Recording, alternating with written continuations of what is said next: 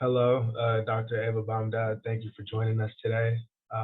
Just a little introduction from my end. Dr. Ava Bamdad is a recent USC graduate. I'm a current fellow in the MSL program at Neurocrine. Um, Dr. Ava Bamdad has experience in neurology, psychiatry, oncology, and even ophthalmology. So a broad range of experiences. So thank you for joining us today. If you want to go ahead and introduce yourself. Thank you, Philman.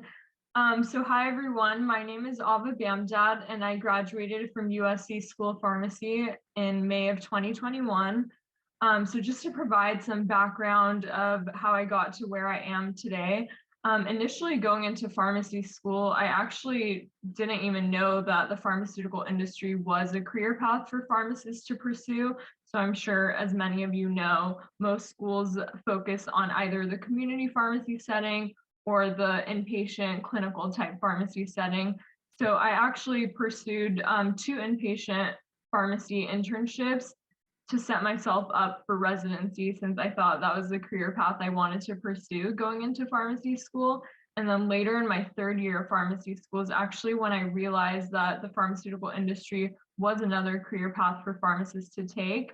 And through that exploration, I kind of realized that I was mainly interested in medical affairs and specifically field medical or the medical science liaison role. So taking it back to like pharmacy school, were you involved in any organizations on campus? And if so, do you feel like they helped you going into the professional world? Yeah, so I was involved in SNAFA during my 2nd year of pharmacy school, and I did hold a leadership role within that organization. I was the director of immunization.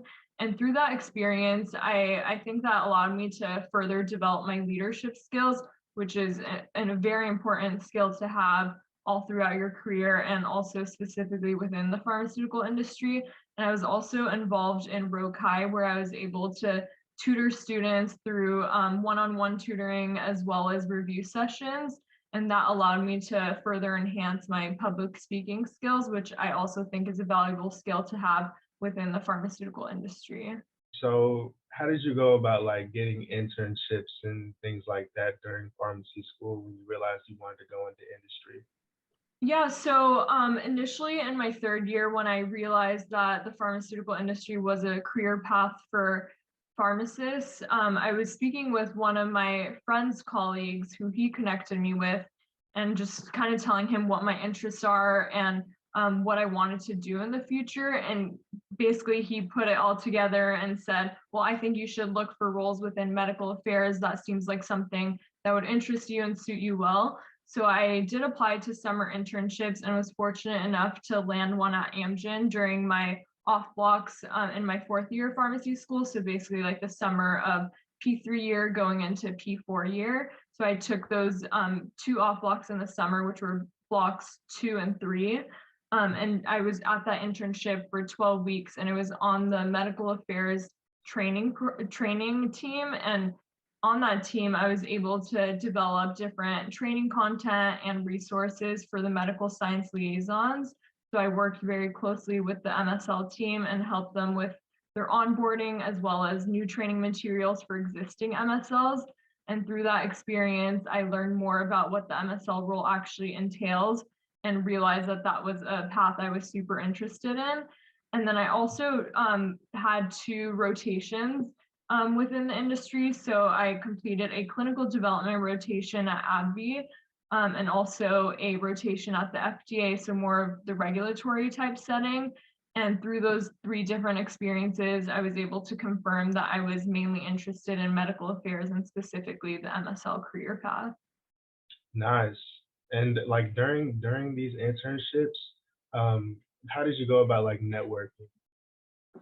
Yeah, so when I was at my internship as well as the rotations I mentioned, I basically just reached out to people through email and asked if I can set up one-on-one informational interviews just so I can learn more about the different functional areas and what the different roles within the industry are. And then I also really utilized LinkedIn once I knew what I was interested in pursuing. I reached out to different MSLs as well as people just in medical affairs as a whole, so I can kind of build that network. And my network also introduced me to their network. So I was able to just continue to meet different people, both at conferences during my fellowship, as well as just meeting people through my internship and rotations.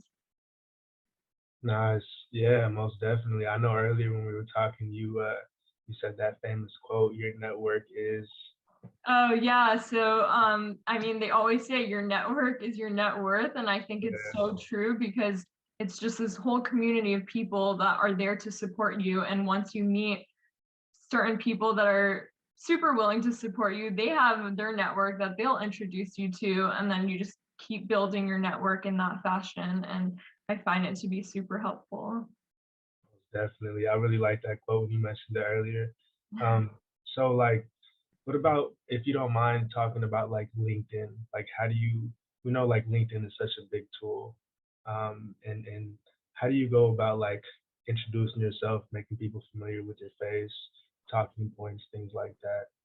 Yeah, so I think it's always helpful to try to find some sort of commonality. So maybe if they're also USC pharmacy grad, if you guys went to the same undergrad, did similar sort of research, or were involved in some of the same activities, I think that's always helpful. As well as if you see they have a publication or they've done a certain work that you're interested in, you can also just reach out to them and ask if you can discuss it further, ask them questions, and just genuinely show your interest and see if there's things that you both have in common that align with each other. I think that's definitely helpful. And then also, once you identify what career path and what functional area you're interested in, kind of like narrowing down to people that are already working within that functional area so that they can put a name or a face to name. So when jobs do come around or fellowship interviews and that sort of thing, there's people that already know you and are familiar with you.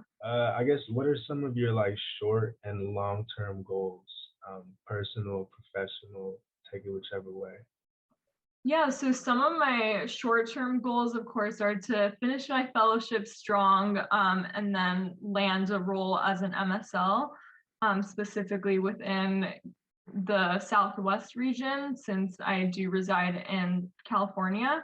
And then for my long-term goals, I'm hoping to continue to advance my career and hopefully grow vertically within the pharmaceutical industry. And then also just giving back to other students, since I did have mentors and people that helped me get to where I am. I want to be able to provide that support for students who are early on in their career and just mentor them, be part of networking events, and see how I can provide that support.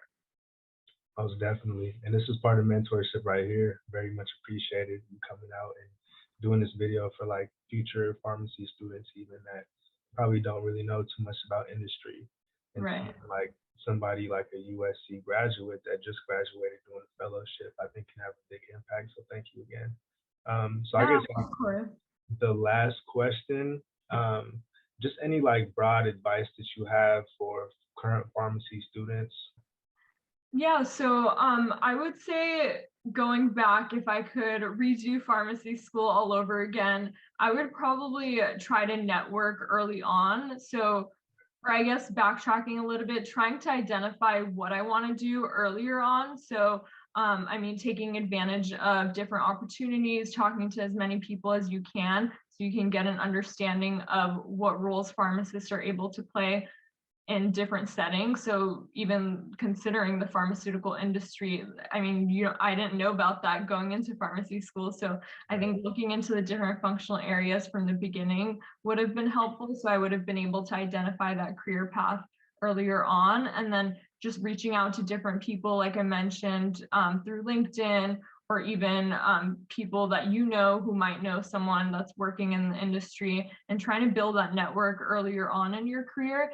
And also just figuring out what you don't like, I think, is just as important as figuring out what you do like, because that can provide so much clarity. And then one more point of advice, I mean, I don't even know if this is considered advice, but I would highly encourage pursuing a fellowship program, because it does provide a breadth of experiences, and you're able to learn so much about not only the functional area you're pursuing a fellowship in, but but also the different teams that are involved in that organization, because each company kind of structures their teams a little differently. So learning as much as you can about the different teams within that company, versus if you were to pursue kind of like an entry-level role, you're basically siloed into that role and you don't have as much of an opportunity to be able to explore and take on these different learning opportunities. Yeah, most definitely. Thank you. Thank you. I think that was a really strong endpoint. Again, thank you for meeting up with me in IPHO. For future students to have this type of information coming into pharmacy school and moving through, it'll help provide some clarity. So yeah, thank you, Dr. Ava Bamdad, for joining us. Thank you for all your wisdom. Yeah, of course. Thanks for having me, Philman, and looking forward to helping students along the way.